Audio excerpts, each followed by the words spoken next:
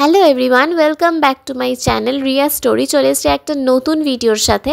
তো আজকের আমি শেয়ার করব গেট রেডি উইথ মি। আর এই গেট রেডি উইথ মিটা শ্যুট করেছিলাম আমি 1 জানুয়ারির দিন পুজো দিতে যাওয়ার সময় আর কি। তো ফার্স্টেই আমি আমার ময়েশ্চারাইজারটা লাগিয়ে নিয়েছিলাম, কারণ আমি একদমই হাতে সময় ছিল না, খুবই দেরি হয়ে গেছিলো। তো নেক্সট আমি আমার প্রাইমারটা লাগিয়ে নিচ্ছি। এবার ওটাকে ভালো করে স্কিনের সঙ্গে অ্যাবজর্ব হতে টাইম দেব। নেক্সট আমি লাগাবো অলিভিয়ার কনসিলার, যেটা আমার অল টাইম ফেভারেট। আর এটা খুব ভালো একটা কভারেজও দেয়, আর আমার স্কিনের সঙ্গে বেশ স্যুটও করে স্কিন টোনটাকে। তো ওই জন্য আমি এটাই লাগাই সবসময়। আর আমি যেহেতু দিনের বেলা যাচ্ছি, কোনো ফাউন্ডেশন লাগাবো না। তো দিয়ে আমি ভালো করে এটাকে ব্লেন্ড করে নেব। হ্যাঁ, আর এত ভালো করে ব্লেন্ড করবে যেন মনে হয় যে স্কিনের মধ্যে কোনো মেকআপই নেই, ঠিক আছে? তো blending is a main thing, ঠিক আছে? ব্লেন্ডিং ভালো করলেই দেখবে মেকআপটাও ভালোভাবে বসে যায় স্কিনের সঙ্গে।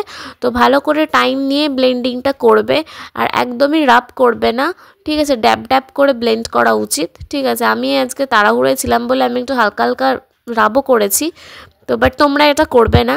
তো নেক্সট আমি আমার যে এতক্ষণ ধরে যে মেকআপটা করলাম সেটাকে আমি পাউডার দিয়ে সেট করে নেব, নয়তো সব গলে গলে পড়বেই রোদ্দুরের মধ্যে যাব। তো আমি ইউজ করছি ল্যাকমের লুজ পাউডার, যেটা আমি সবসময় ইউজ করে থাকি, কারণ আমি কম্প্যাক্ট পাউডার খুব একটা আমি লাগাই না, আমি এইটাই লাগাই।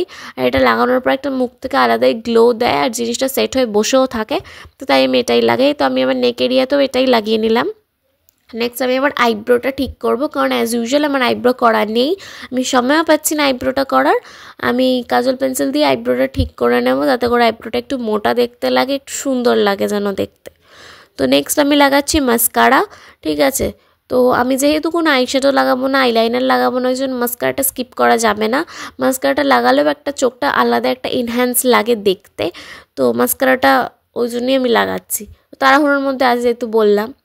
নেক্সট আমি লাগাচ্ছি আইলাইনার দিয়ে একটা টিপ, কারণ যেহেতু শাড়ি পরেছি, পুজোতে যাবো, একটা টিপ না পরলে ভালো লাগে না। তো ওই জন্য আমি টিপটাও লাগিয়ে নিলাম। নেক্সট আমি আমার চলে আসছি আমার মেকআপের ফেভারিট পার্টে, সেটা হচ্ছে লিপস্টিক। লিপস্টিক লাগাতেই তো হবে, কারণ দেখবে অনেক সময় দেখা যায় যে মেকআপ তুমি অল্প করো, বাট লিপস্টিকটা ডার্ক টোনের লাগাও, তো মেকআপটা খুব গর্জাস দেখতে লাগে, ঠিক আছে? বাট মেকআপও ডাল, লিপস্টিকটাও নিউড, সেটা আমি ওটা প্রেফার করি না।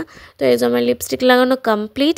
নেক্সট এবার আমি হালকা করে একটু কাজল পরে নেব, বেশি টিপ করে দেবো না, কারণ তোমরা যারা আমার বড় ব্লগ দেখেছো তারা জানবে যে সেদিন আমার একটা শো আছে। তো ডিপ করে কাজল পরলে কী হবে না, কাজলটা মানে চোখের তলাটা একটু কালো কালো লাগবে, সেই জন্য লাইট করেই দিয়েছি। এই যে আমি আমার কানের দুলটাও পরে নিয়েছি, একটু দেখেও নিলাম কেমন লাগছে মোটামুটি।